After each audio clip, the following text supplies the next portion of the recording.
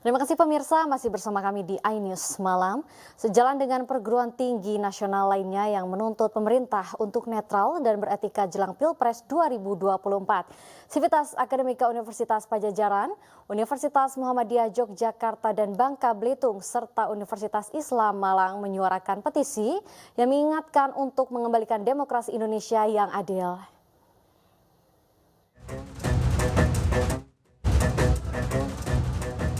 Universitas Padjadjaran menggelar aksi Seruan Padjadjaran yang mengangkat tema Selamatkan Negara Hukum yang Demokratis, Beretika, dan Bermartabat. Aksi tersebut merupakan bentuk keprihatinan kalangan akademisi terkait keberpihakan pemerintah kepada salah satu paslon yang dapat berujung pada penyalahgunaan fasilitas dan program pemerintah demi kepentingan elektoral. Kami menginisiasi seruan moral. Jadi kita tidak dalam dukung-mendukung, tidak. Kami melakukan gerakan moral untuk mengingatkan tadi bahwa ada hati nurani, ada akal sehat, ada keberpihakan kepada kepentingan publik dalam berpolitik. Ada etika, ada norma gitu. Dan alhamdulillah sudah lebih, mungkin insya Allah lebih dari 100 guru besar menandatangan, lalu ratusan lagi para dosen menandatangan dan juga alumni dan mahasiswa gitu loh. Jadi itu kira-kira yang ingin disampaikan supaya etika dan moral dalam berpolitik itu tetap dijaga, karena tugas kami, bagian tugas kami. Sementara itu, Sivitas Akademika Universitas Muhammadiyah Yogyakarta juga mengeluarkan petisi terkait pelaksanaan pemilu 2024. Dalam petisi yang bertema Mengawal Demokrasi Indonesia Berkeadaban, ini menjadi wujud sikap keprihatinan dan kegelisahan Sivitas Akademika UMY terkait pelaksanaan pemilu 2024 yang terindikasi mulai diwarnai dengan ketidaknetralan sejumlah pejabat pemerintah, ASN, hingga institusi.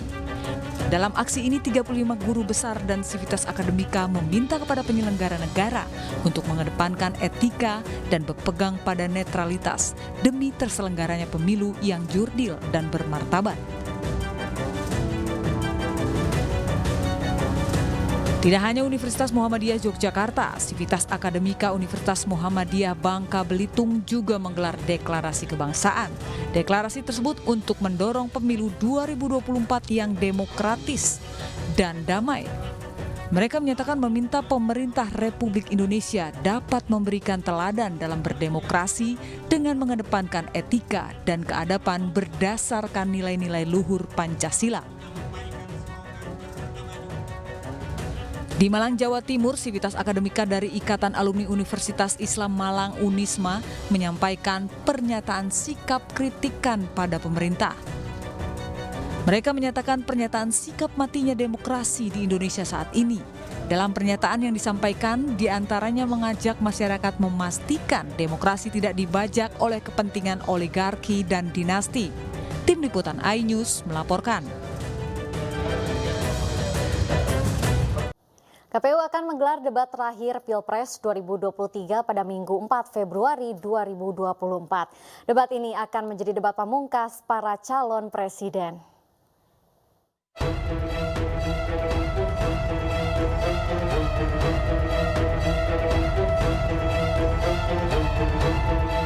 Debat kelima pemilihan presiden 2024 akan jadi kesempatan terakhir para calon presiden untuk meyakinkan pemilih dengan memberikan penekanan pada isu-isu krusial dalam tema debat.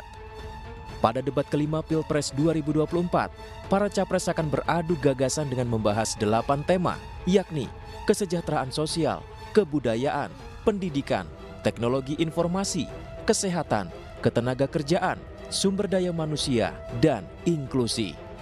Ajang ini akan menjadi kesempatan terakhir para calon presiden untuk meyakinkan pemilih, mengingat waktu pencoblosan tinggal menghitung hari. Jelang debat capres, isu-isu yang nantinya akan dibahas di debat bahkan sudah mulai dipanaskan. Salah satunya terkait kesejahteraan sosial melalui bansos.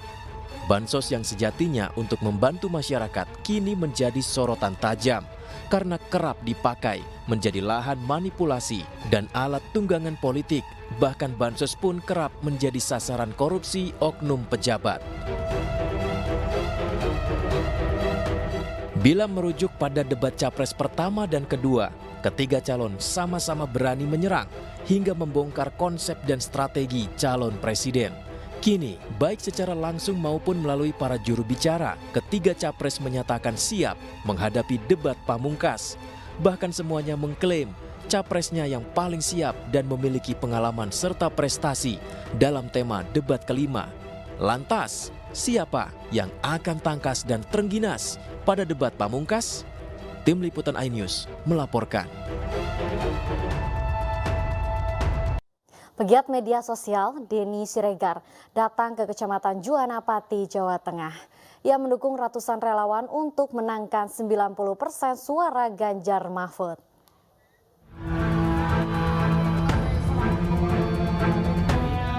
Pendopo rakyat Punden Desa Langgen Harjo, Juwana, di Kabupaten Pati menjadi berkumpulnya ratusan relawan pendukung Ganjar Mahfud.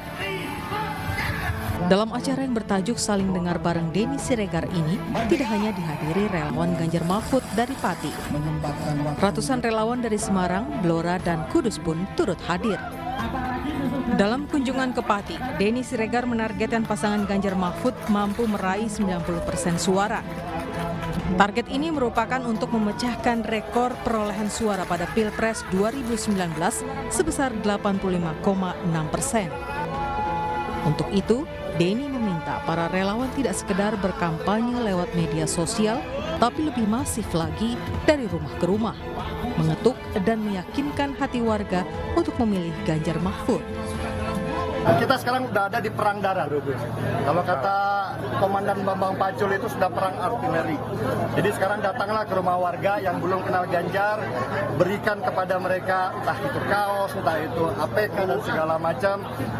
Usahakan mengubah pikiran dia ketika dia masih memilih yang lain, memilih Ganjar. Sebenarnya target tersebut memang sudah direncanakan oleh tim kami, namun memang kami tetap harus memberikan sebuah support dan semangat pada teman-teman relawan. Bagaimanapun juga Pati jangan sampai artinya lengah, karena di 2019 Pati juga sudah 90 lebih angkanya.